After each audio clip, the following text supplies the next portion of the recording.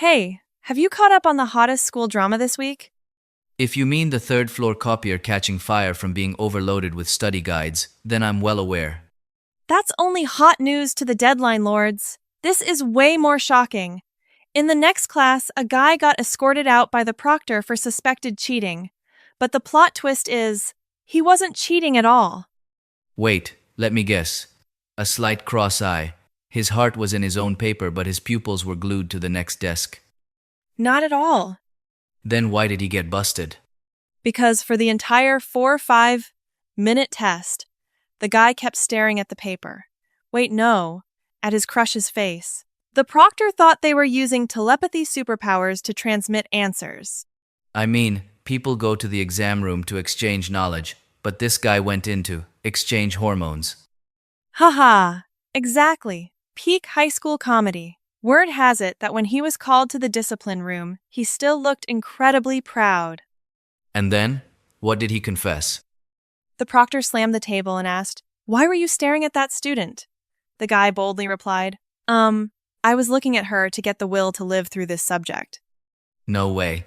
Really? Cien por ciento true. The ignorance of youth. Normal people look at their tests for their future. These lovebirds look at each other like they're sharing oxygen on an installment plan. How did his crush react?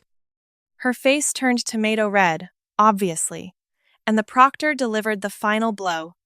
If you want motivation, hand in your paper and go get it at the school gate. That quote needs to be printed on a class shirt right now. That's not all. After that incident, the whole school started rumoring that they were dating. Wait, what? Even though they haven't even spoken a word to each other? Yep, our school is full of talented directors. Two people of the opposite sex just need to breathe in the same square meter, and it automatically gets turned into a tear-jerking romance movie. Agreed. If our school's imagination ranks second, even Einstein wouldn't dare claim first place. Once, I just picked up a pen for a guy, and my whole friend group looked at me like they were ready to attend my wedding. People are just starved for content these days, so they create drama for a hit of dopamine. Tell me about it. Look no further. I was a victim myself. Wait, you? With who? A girl from the next class. Okay, the reason? Did your hands touch for a second, or did you accidentally stare into each other's eyes? I held a carton of milk for her. A carton of milk? Holding a milk carton turned you into a couple? Yeah, the worst part is it was strawberry milk. So the next day, walking from the parking lot to class, everyone kept asking, "When's the wedding?" People fall in love through eye contact. And you? You fell in love through calcium? Seriously, I realized that students don't need logic, but the scariest part isn't strangers, it's your best friends. Getting ready to trash talk your friends, aren't you? Look, when it comes to group projects, they're lazy as hell, but when it comes to shipping me with someone, they work day and night. One day I was sleeping on my desk.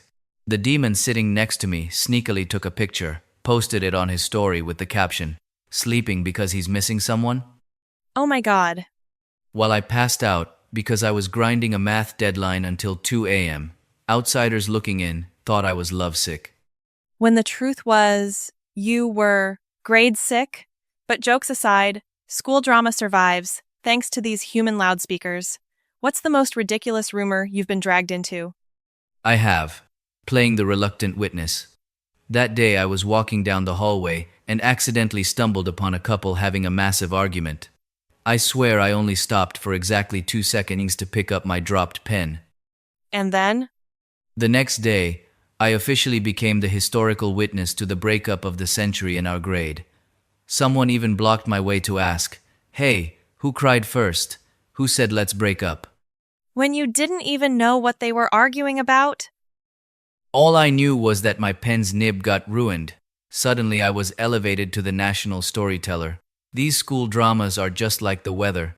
Unpredictable, hitting without warning, spreading like a storm, and nobody knows if the forecast is even a single % accurate. Wow, speaking so philosophically today, have you reached enlightenment? Just discovering the ultimate truth over a cup of coffee. Haha. Anyway, after graduation, all this nonsense will just become fun memories. Like the biggest scandal during school days is just someone accidentally looking at someone or someone accidentally liking the wrong story. Oh, now that is a nightmare. I've been there. Accidentally liked my crush's story at 1 a.m. You were doomed. A storm crashed over your life, and your future sank into the abyss. I panicked so much. I straight up unplugged the Wi Fi router. It felt like I just triggered a bomb. What did the Wi-Fi do to deserve you pulling its life support? Then I hid under the blankets, pretending to sleep, hypnotizing myself that it never happened. An incredibly clunky and useless crisis management strategy. Sure enough, the next morning, he texted back, "Thanks for liking my story." If it were me, I'd dig a hole and bury myself. So what did you reply? I replied, "Oh," my hand slipped. Ouch. That sounds more hurtful than being called to the board for an oral test without knowing the lesson. I was so embarrassed I could have evaporated. That guy probably went into a multi-day depression thinking, is my good looks only worth a slipped finger? I didn't expect a good girl valedictorian like you to have such a knack for comedy.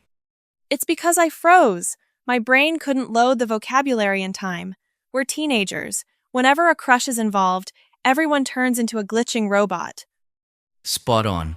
Whenever your crush walks by, your mother tongue just naturally disappears. You open your mouth and go, the sky has a lot of oxygen today, huh? Then you go home, put your hand on your forehead, replay the scene a million times, and curse yourself for being stupid. The worst part is you still remember it vividly 3 years later. The human brain is so ridiculous. You completely forget the 7 notable identities in math, but it saves your embarrassing moments in 4K resolution. It's the selective memory function designed to torture its owner. But to sum it up, I don't think a little school drama or crush stories are the most terrifying things. Then, what's the final boss? It's when the teacher holds up your test and announces to the class, "I will keep this paper as an example for the whole class to see." Sounds like an honor, no? But it's the lowest scoring paper in the class, and she's using it to showcase mistakes no one could have imagined. Let me ask you a serious question. Go ahead. Is that pile you're holding study materials? Or a horror movie script? It's applied economics, so consider it a psychological horror movie. I've crammed so much this week that my brain has officially handed in its resignation letter. At least your brain knows how to write a resignation. My brain right now is exactly like a Chrome browser with 50 tabs open at once. The cooling fan is whirring like crazy, but the screen is completely frozen, especially when a teacher calls my name. Haha, lagging? My class had a shocking incident yesterday. The teacher asked a question. I swear it was incredibly easy. Yet the whole class went dead silent like we were playing Who Can Be a Statue? Too familiar. Did the teacher pull the ultimate move? Does really no one know? Of course! And then a guy proudly stood up, radiating absolute confidence. The savior of humanity appeared? No, he boldly asked in return. "Excuse me, miss, what question were you asking just now?" Haha, legendary. He was sleeping like a log, wasn't he? "Sleeping since the beginning of the period!" A warrior fast asleep on the battlefield of knowledge. What I admire most is his survival instinct, jumping up like a god the exact moment he was called. That's a student's sixth sense. Hey, do you notice that as the end of the semester approaches, time starts sprinting? It's only Monday, yet I already feel my soul floating somewhere in next week's Sunday. The study schedule is piling up like a scammy combo deal. Before you can digest the old lesson, the new one gets shoved in your face. It's exactly how teachers wrap up right after a lecture. You guys can read this part on your own at home. That translates to, good luck passing the subject. And the funniest part is the self-study process. You mean the moment of fake motivation? Spot on. At 7 p.m., you tell yourself, "Tonight, I'm going to study my life away. I'm going to change my life." 7:15 p.m. I must clean my desk for good feng shui. 7:40 p.m., spending 20 minutes choosing a chill music playlist. 8 p.m. Searching online for alpha frequency lofi music to boost brain focus by 200%. 8:20 p.m. Scrolling through the comments under that video. 9 p.m. Clicking on a vlog titled A Productive Study Day of a Valedictorian. And 10 p.m. Closing your laptop to go to sleep because preparing to study is just too exhausting. Haha. See? The hardest part of studying isn't the knowledge itself. It's the moment you have to plant your butt on the chair.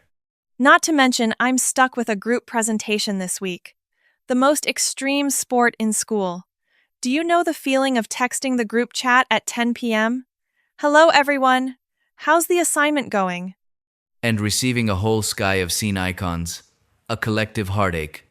I'm most allergic to the type of people who only manifest right before the deadline, always with the textbook excuse. Sorry, guys, I was so busy today.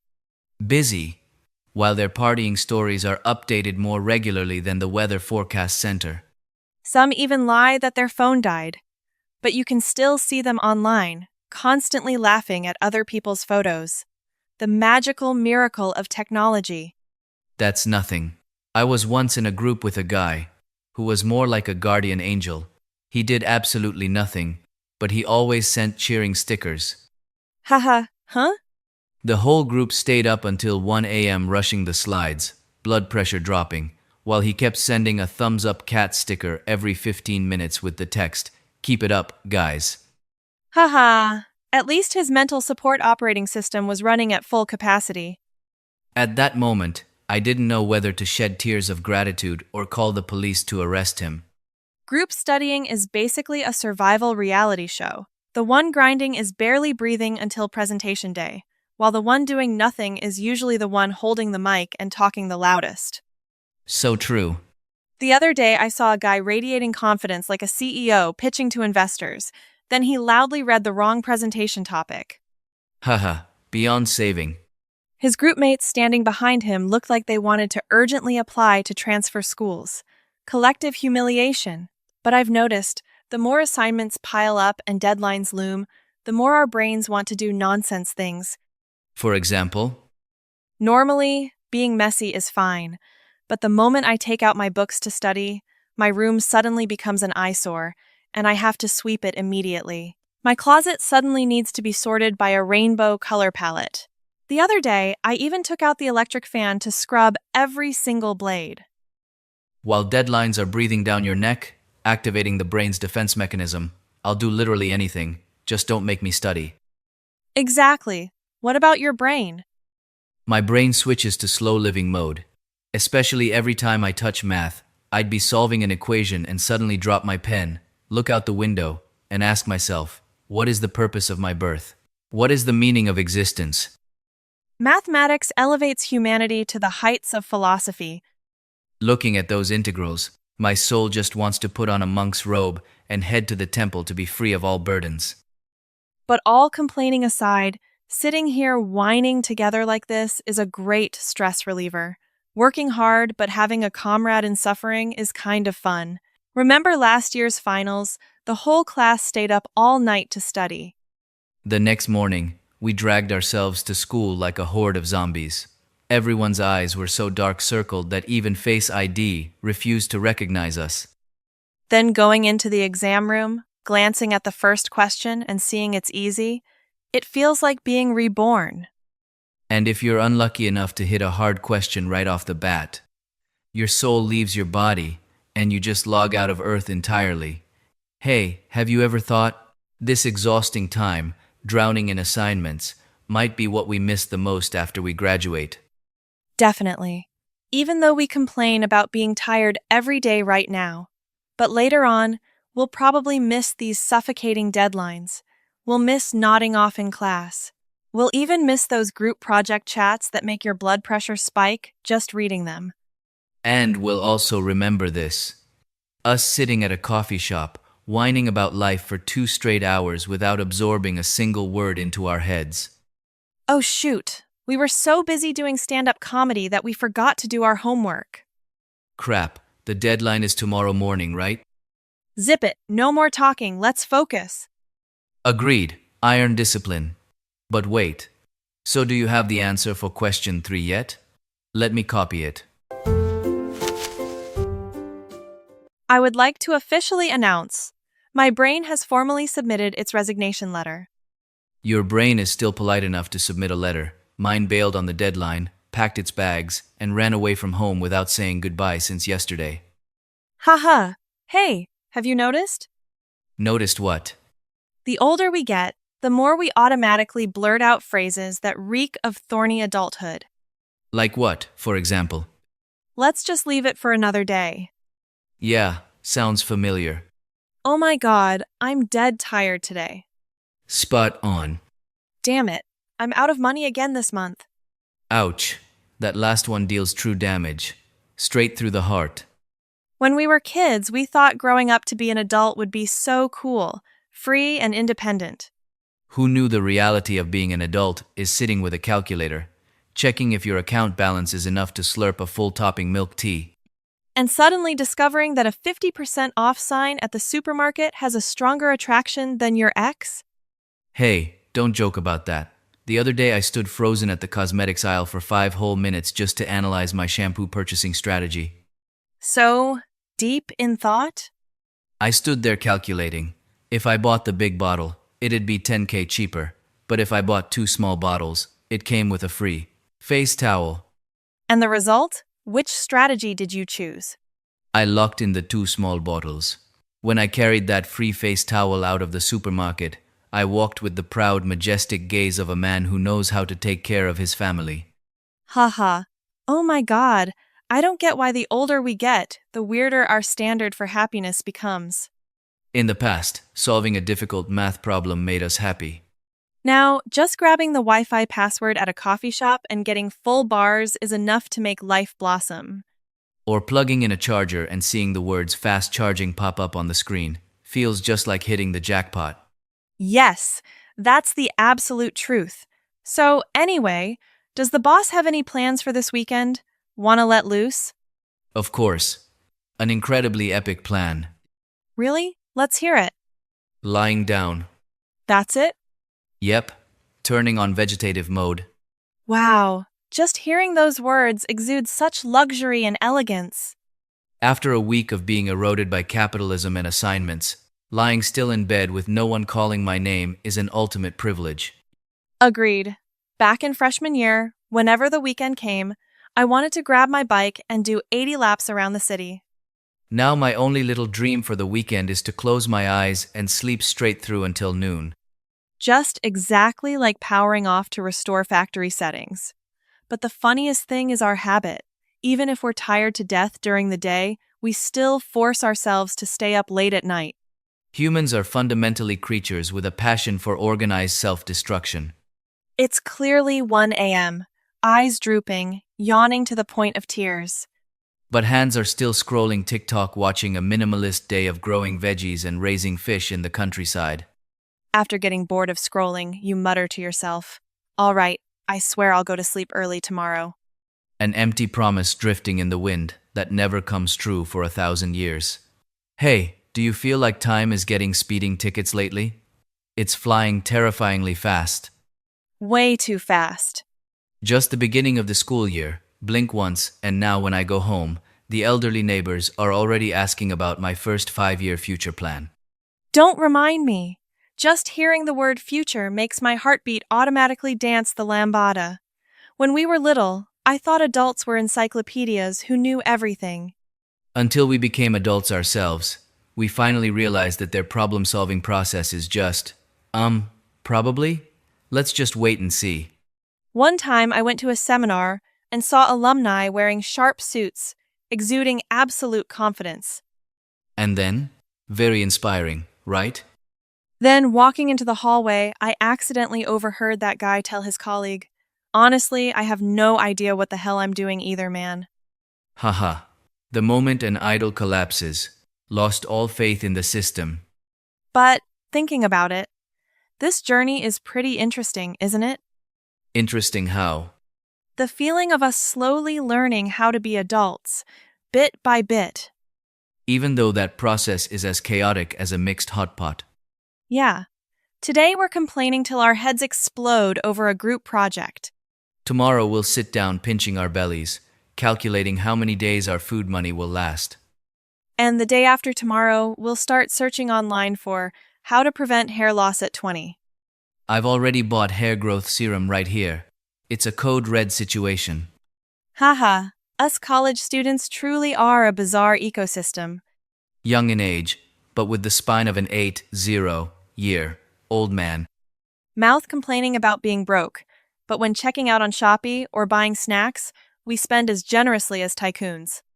Always telling ourselves, next month I'll live frugally. While next month hasn't even arrived, and the wallet is already screaming for mercy. College students truly are masterful magicians. But I've extracted one truth. The greatest skill that college teaches us is What is it? survival.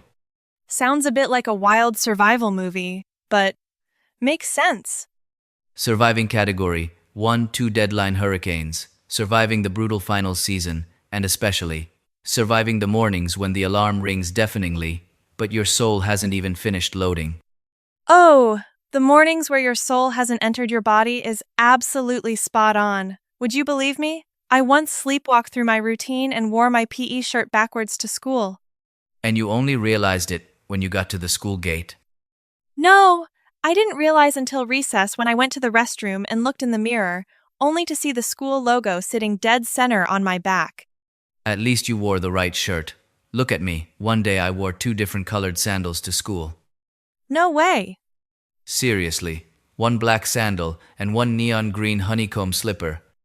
Oh my goodness. Did no one stare at you on the way? Did no one in class mention it? Oh, they did. When? Not until the end of the 3rd period, during recess, the guy sitting next to me tapped my shoulder and asked, "Hey, changing your style to promote the new summer-autumn collection today." Wow, what great friends. Such a lasting brotherhood. Did they think you were pioneering a fashion trend? The collection is called Modern Insomnia Style. Too cool. Hey, Alex. Are you afraid that after we graduate and dive into making money, we'll change and no longer be like we are now? Of course, we'll be different. Everyone eventually has to shoulder debt. Shoulder the burdens of life. Yeah, you're right. But I believe I'll never forget these messy, hilarious days. Even though most of the time we just sit here complaining and saying we're tired, That exact optimistic complaining is what makes it priceless. Later, when we're working, grinding 8 hours a day, we'll definitely crave this feeling of sitting in a coffee shop shooting the breeze like this. we'll miss this faint smell of roasted coffee. Miss the sudden downpours of Saigon rain. And perhaps miss the overwhelming piles of deadlines too? Hey, you just dropped the romance. No thanks. Please let the deadlines stay buried in the past. You're way too practical. But I think the most memorable thing about these years Is what?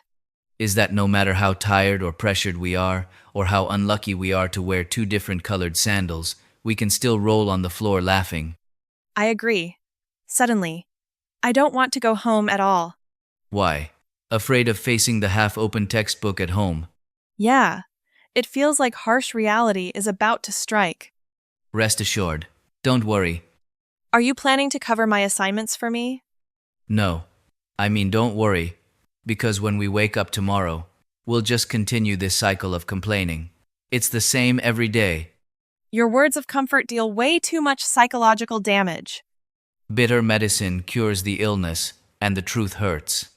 But I admit, going to a cafe to rush deadlines with you is really fun. Because we mostly just run our mouths. It's the intangible cultural heritage of college students, laying out books to set the scene. But 80% of the time is spent gossiping about the world. And the remaining 20%. Is for what? Looking back at our books? No. Is to ask the cafe staff, "Excuse me, why is the Wi-Fi so laggy today? Do you have a stronger network password?" The end. Let's go home.